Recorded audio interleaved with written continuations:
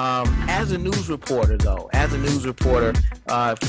news reporter for 21 News, tell us about some of your most memorable moments. I know it's just been 6 months, but I'm sure you've got some stories to share with our listeners on what you have experienced as a new reporter for 21 News in Youngstown, Ohio. Absolutely. Lord have mercy. Where do I start? Okay. Well, one of the things that makes the job so amazing is all of my coworkers and my bosses. There is not one person at my job that I dislike. Everybody's amazing. Everybody's helpful. Everybody's I'm patient. sure everybody likes you too. So. Yes. Yeah, like everybody, it's a great atmosphere to be in. So when I tell you this story that I'm getting ready to tell you, just know that they showed me grace because they were patient with me and they were kind to me and helped me to grow instead of, knocking me down when I made a mistake. Mistakes. So I had got to the station and my first day was September 1st. And for the first month, they just had me, practicing with the camera, learning how to use the camera and, writing short stories, not full-blown packages like full-blown news stories, but just little short 30-second stories that could air if the writing was good enough. But one day on September 30th, I believe it was, it wasn't. September 30th was the first time I had a story that aired on TV. But we gonna go back 2 weeks. Okay, so maybe it was about September 14th, somewhere around there. September 9th, somewhere around there. Somewhere between the 9th and the 14th. Okay, they sent me out on my first story, real story that they wanted me to put together to put in the news. But it wouldn't be a story that I was in. It was just a story that I would write, and it would be B-roll, and that's it. It was like a horse something. It was something at a Canfield fair where kids get on horses and they just kind of trot around the thing, and I was supposed to just get shots of that happening. I'm excited. Pastor Mike, I'm excited. Okay, I'm like, okay, they're trusting me. They throw me out there to do my thing. This is the first story they sent me on. I'm ready.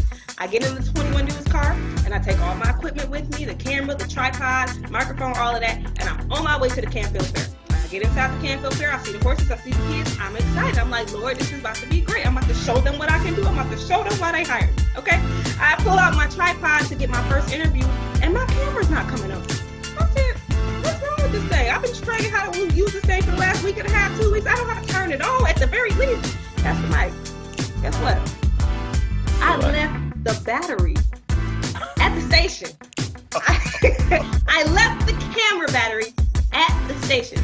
I cannot do anything at this point. There's no way that I can substitute this. You cannot shoot any B-roll or any interviews or anything without a camera battery. I'm terrified at this point. I'm like, I'm gonna miss the story. I have to hurry up and get that camera battery. I speed. I get back in the 21 News car and I speed. I'm going very fast, very, very fast. Speeding back to the station. It's at least a 25-minute ride, and I am flying down the highways, down the little side streets, flying, trying to get back. I get back. I get the camera in Ohio. Okay, so you know that I got reprimanded. So I grab the camera battery, get back to the station. I grab the camera battery, and I get back in the 21 News car, and I speed as fast as I can back to the Canfield Fair. I mean, I'm going really, really fast. And, well, maybe not as fast as I can, but it was real fast. Okay, it was real fast. Okay, I speed back to the Canfield Fair. I get there, and I see that the horses are leaving. So now I feel defeated in this moment. I feel great. I'm like, how am I going to tell them that the first story they sent me out on, I missed it, right?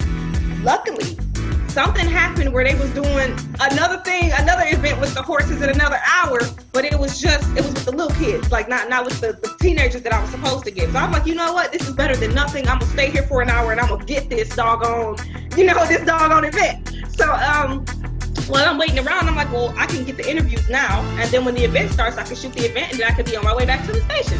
Right. I try to get an interview with this woman, the organizer of the event, and I put the camera on the tripod this time, battery in, I'm feeling good, and the tripod snaps. I mean, it just breaks. So I said, Jesus. Oh my God. So I was like, how? The camera has to sit on the tripod for all your video to be steady. I can't hold it in my hand because my hands are going to be shaking. You know what I mean? So I'm freaking out now. I had to somehow, Lord, what's the word I'm looking for? I had to somehow kind of prop the tripod up so that it could hold my camera and shoot the video that I needed it to shoot. So now I'm dragging this broken tripod around this dirt road with all these little horses and these children trying to get these shots, and it's a mess. It's a disaster. And it's hot, Pastor Mike. It is hot. So I'm sweating. Okay? I finally get my interview that I need. And next thing I know, I try to do a stand-up. They told me, while you out there, just try to practice doing stand-up. A stand-up is when the reporter is talking on camera for about 15 seconds, talking about the story. So I tried to do one of those. I tried to get creative with my stand-up. So guess what I did, Pastor Mike? I decided to go get one of the horses and do my stand-up with the horse. I had the microphone in my hand, and the horse was next to me, and I was going to say, the horse's name was Gallant. I was going to say, the horse is like Gallant here, and something, I don't remember what the whole statement was. So when I stick my hand out to say, horses like Gallant thinks my finger is a carrot or something because he starts to chomp on it. I mean, he's biting my finger, and it's hurting so much. So I had to stop in the middle, and I'm like, ow, he's biting me. And they're like, oh no, Gallant, open it, open. He's biting hard. As they're trying to pry his mouth open, he's biting my finger harder.